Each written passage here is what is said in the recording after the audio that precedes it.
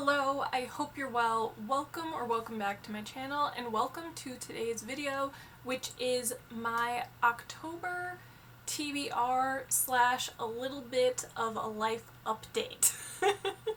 So October is one of my favorite reading months in general. It is spooky season, and since I am someone who is particularly drawn to Gothic stories, whether they are Victorian Gothic or more modern Gothic, like the spooky season is my thing. It is my jam. And yes, I'm a chicken, so I don't go for the horror type stuff, but I still really enjoy a good ghost story randomly. I know it makes no sense, but October is also Victober, and as someone who studied Victorian literature at university, like, it's kind of my jam. Like, I love a initiative that encourages you to read some of these classics and to go beyond like the traditional classics, because if you've done Victober for a few years, like, the usual suspects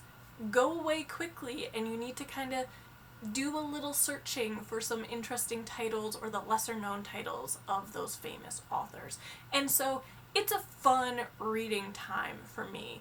However, and this is a big however, I did not plan my October this year very well, which is why I felt like I needed to give a little bit of an update before I started talking about the books, because essentially I'm not going to be around for a good half of October.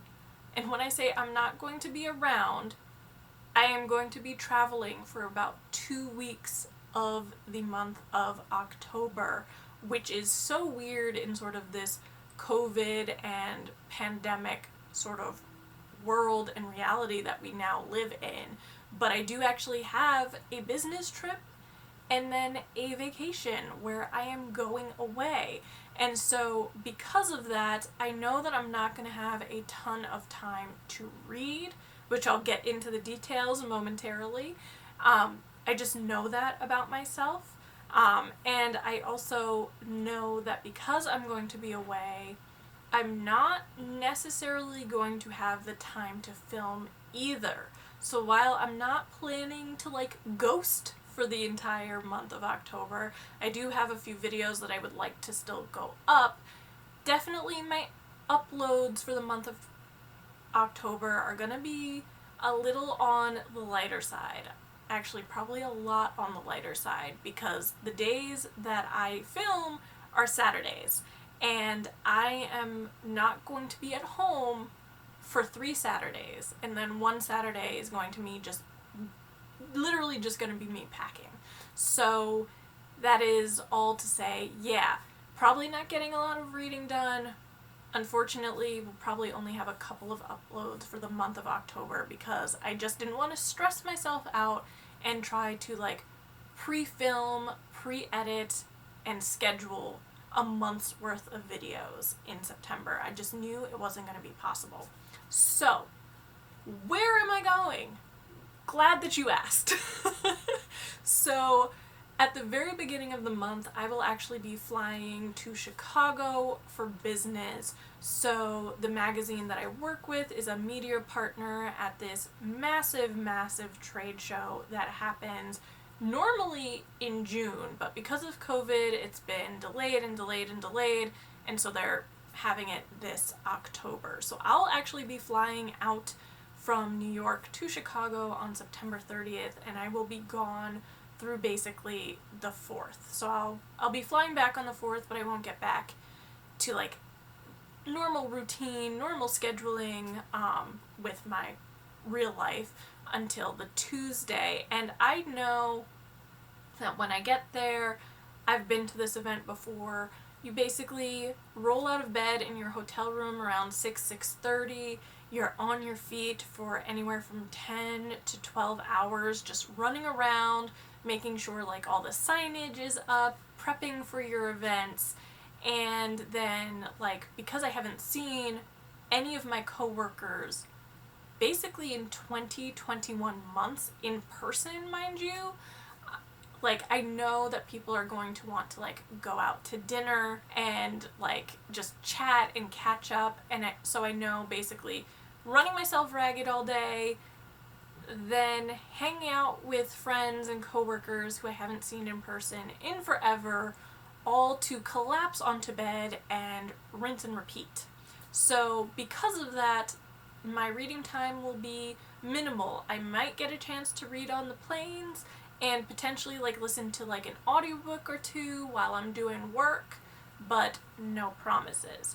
So I get back from Chicago, all is fine and dandy. I have like a couple of weeks where I'm home, but I'm also going to be getting ready for a trip to Iceland. And this is a vacation. The first vacation, like real one, out of state, out of country that I've gone on since the pandemic, because last summer I was supposed to go back to Scotland and then on my way back spend a few days in Iceland. And obviously the pandemic, so that didn't happen. But like in May, when things were really looking up, everyone was like rushing to get vaccine appointments. Like, it was impossible to get a vaccination at that time. You had to make it a full-time job to like book a vaccine. Like, that was, it was crazy. It was like you were trying to buy tickets to a Beyonce concert. Like, I kid you not. But it was around that time things were looking up. The Delta surge hadn't really hit in full force. Like, we were all hopeful. And I saw this deal for round trip tickets to Iceland for like $320 or something ridiculous like that. And so I booked it. And I'm going. As long as the world doesn't go pear-shaped in the next few weeks, the plan is still to go. And honestly, I am more concerned about the trip to Chicago than I am to Iceland, because first of all, the case load in Iceland is very small in comparison to what we have in the US right now, and a larger percentage of their population is vaccinated. But also, a lot of what I want to do in Iceland and why I wanted to go to Iceland in the first place is outdoors, which makes me feel a lot safer, because I am someone who's basically lived like a hermit this entire time. Like, I refuse to go to malls still. Like, I don't like being in spaces with a lot of people, but outdoors I'm fine. And in October, I can be chasing the northern lights. I'm going to be going on a glacier hike. I'm going to be seeing all these waterfalls and lava fields and taking a bunch of photos. And it's just going to be amazing, and I am so, so excited about it, because it's the first time I've gotten to really travel anywhere since the pandemic, and travel to me is so re-energizing. But I also know how I travel. Like, I hop out of bed at my hotel, and I'm out the door, and I'm sightseeing, and I'm doing things, and I don't stop until basically my body is like, you need sleep. And then I rinse and repeat and start all over again. So I'm not seeing myself going to Iceland to do a lot of reading. I could potentially manage some audiobooks because I travel solo. That is my preference. So while I'm walking around Reykjavik, I could have an audiobook poppin'. But again, like sitting down to read a physical book, I don't see it happening all that much. Although I do have a couple bookstores in Reykjavik that are like earmarked, so you might see like a little bit of a book shopping vlog if I can manage it from Iceland. You never know. But yeah, it's just, again, I want to be present in the moment. I want to be experiencing Iceland. I want to see the northern lights. I want to like see whales and seals and puffins and all the wildlife and the beautiful mountains, and like, I'm excited. But I do just know that because of that, I'm not going to be sitting down to cozy up with a book. So yeah, that's that's for a good chunk of October as well. So I'm not going away. Don't worry. I plan to come back in full force for nonfiction November and all of that.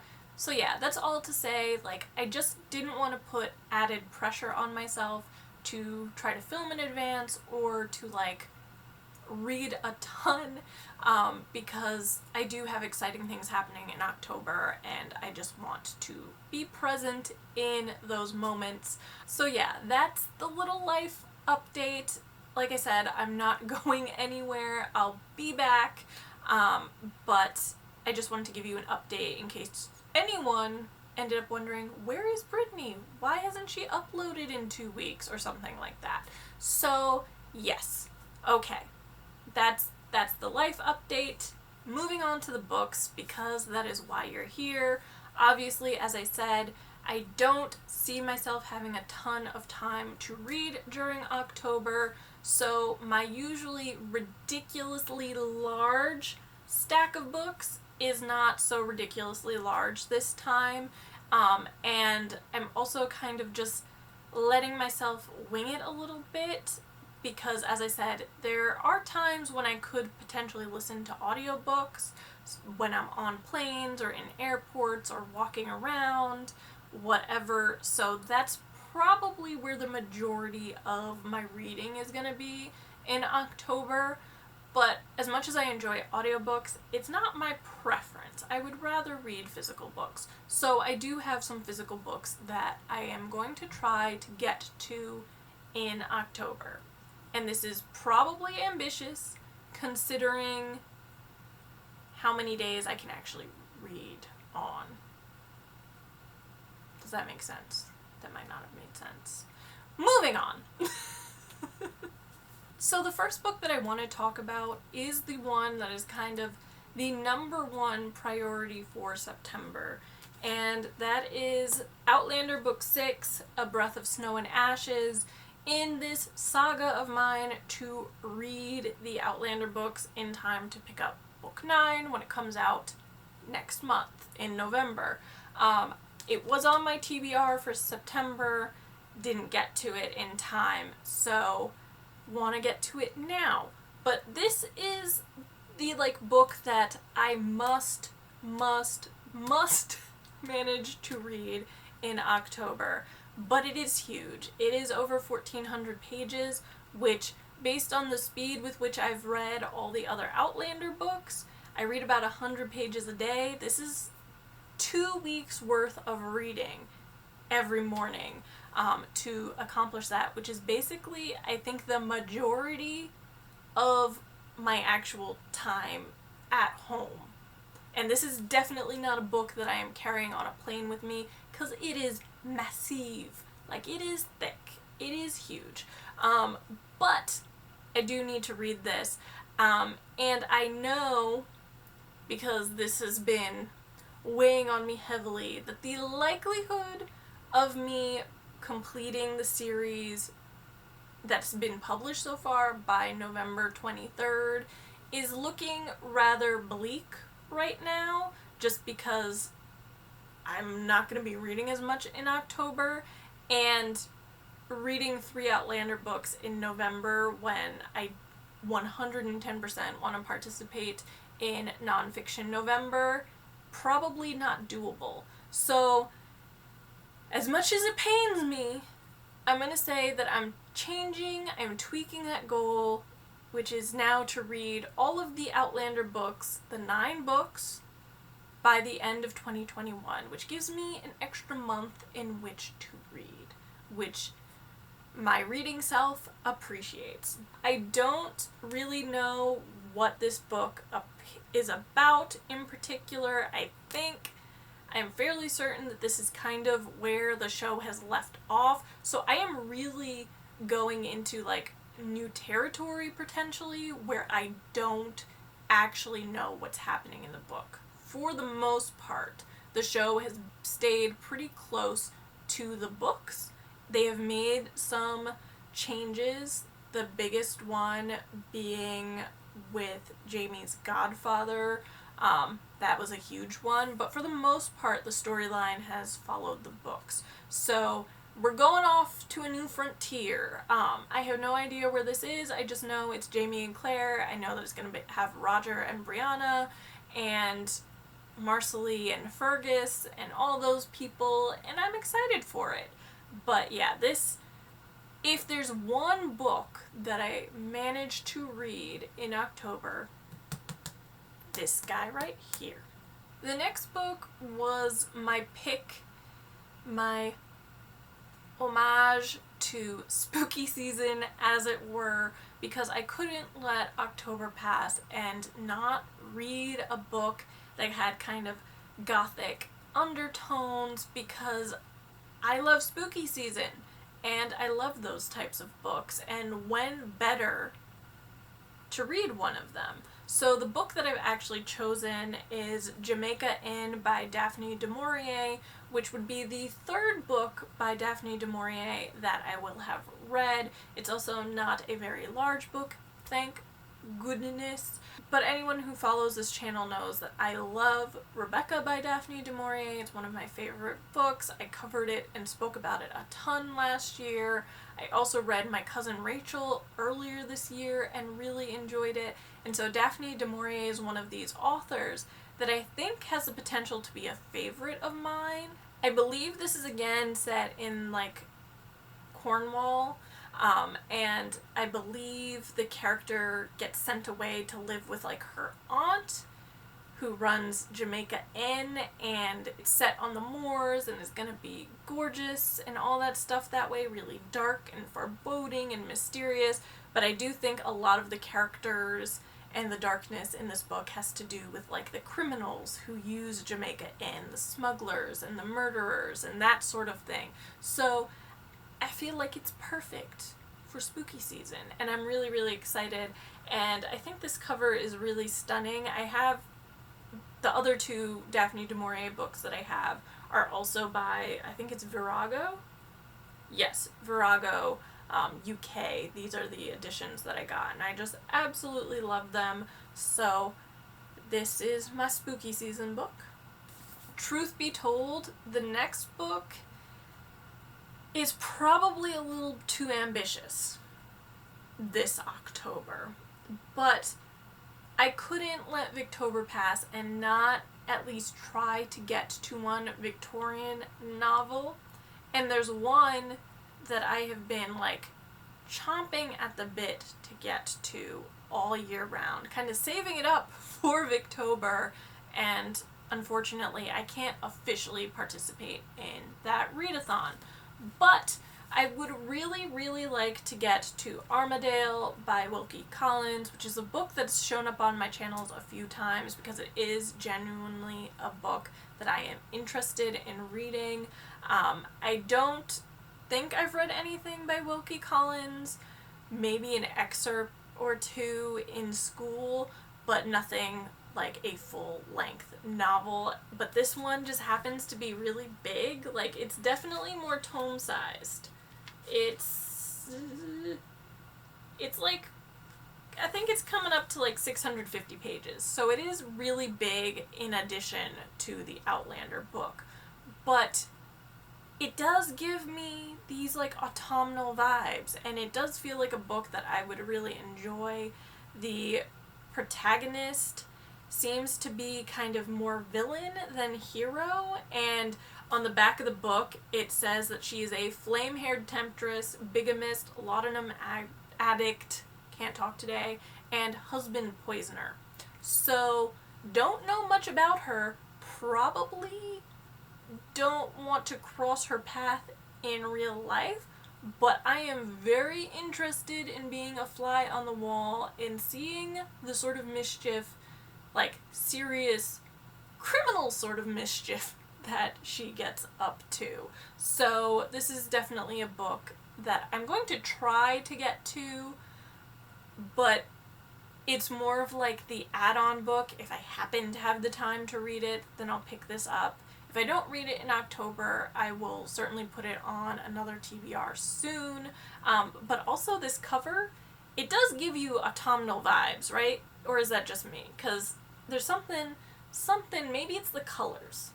Maybe it's the reddy colors in it that just, it feels like a fall book. So, in honor of Victober, gonna try to get around to this one. The next two books, though, are books that I'm going to aim to read as audiobooks because I do think that audiobooks are probably the more manageable type of reading for me, with time at the airport, on planes, walking around a city where I don't speak the language, although thank goodness most people in Iceland do speak English as well, so that's not a huge problem. But I do have two romances that I'm going to try to read this month as well. One of them is Portrait of a Scotsman by Evie Dunmore, which is the third book in this League of Extraordinary Women series that she has going on, and I really enjoyed the other two books, Bringing Down the Duke and... what is the other one? A Rogue of One's Own. Right, A Rogue of One's Own. So this just feels like it's going to be a lot of fun. It's in the same universe as the other books. The protagonist, Hattie, is one that we've seen introduced as kind of a supporting character in the others, and so now this is her story, her romance, and she ends up marrying this Scottish businessman, and things go awry, as they often do in romances. It is a historical romance set in Victorian England, which I seem to be really drawn to in romances. I think of all of the historical romances I've read at this point, only one has not been set in Victorian England. So yeah. But these are books that you can't take them too seriously. They're like cotton candy reads to me. They're like, they're not gonna feed you. You don't eat cotton candy because you want to feel full. You eat cotton candy because it's fun and sugar. So that's the sort of read these tend to be for me. But the steamy scenes, when they are steamy, whew, whew, whew. Yeah, they're good. They are very, very good. So once again, thank you to my friend Liz who introduced me to this writer and to this series, because it's a lot of fun. So I'm very much looking forward to picking this one up. As you can see, I do have a physical copy, so there's a chance that I could read it as a physical book, but I do have a hold on Libby that will hopefully come through, and I can listen to it as an audiobook as well. So I feel like that's the perfect, like, travel book. And then the last book is Act Your Age, Eve Brown by Talia Hibbert, and this is the third book in the Brown Sisters contemporary romance series. And let me tell you something. I am very, very late to the party with these books because I feel like everyone has read them and spoken about them and loves them. I really, honestly have not heard anyone say a bad thing about these books. I loved Chloe Brown. I thought it was wonderful. It was a 4-star book. Then in September, I read Dani Brown.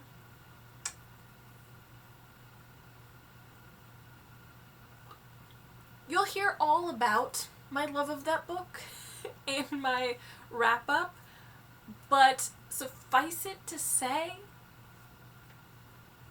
I think I preferred Dani Brown to Chloe Brown. Like,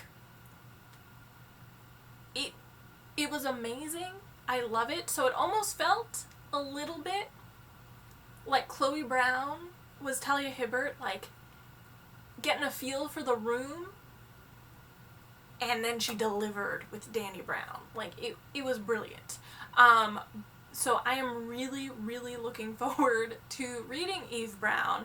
And I do have, again, a hold on the Libby app, so hopefully that will come in and I can listen to that. I don't know a ton about Eve Brown. I think she's kind of the flightier sister, and I do think that this is a book that kind of deals with that enemies to lover trope, where I think Eve Brown's sister, I think Eve Brown's family basically boots her out and is like, time to adult. Like, you're not adulting, figure this out. And then, for whatever reasons, she ends up being, like, a nuisance while trying to help her love interest with his bed and breakfast. And he's kind of buttoned up and gives me serious, like, Enneagram 1 vibes. Like, he feels like a Monica, potentially. Or a me, quite frankly. But so, it's their story, and I'm here for it. I'm here to see all the chaos that Eve Brown can create. I am also here for those steamy scenes, because boy, that is not a book that you listen to on speakers. Like, make sure you have your earbuds nearby, because otherwise you are going to turn beet red and be very, very embarrassed. But I am looking very much forward to listening to this audiobook. So yeah, those are the books that I'm going to try to read in October, and you'll hear all about them in my October wrap-up, per usual. And I hope that some videos will go up in October that I will have pre-filmed for you, but if you don't see me again until the end of the month, you know why. And as always, I want to thank you guys so much for watching this video. If you enjoyed it, give it a thumbs up, comment, and subscribe. And if I don't see you sooner, I will talk to you at the end of October, beginning of November. Bye!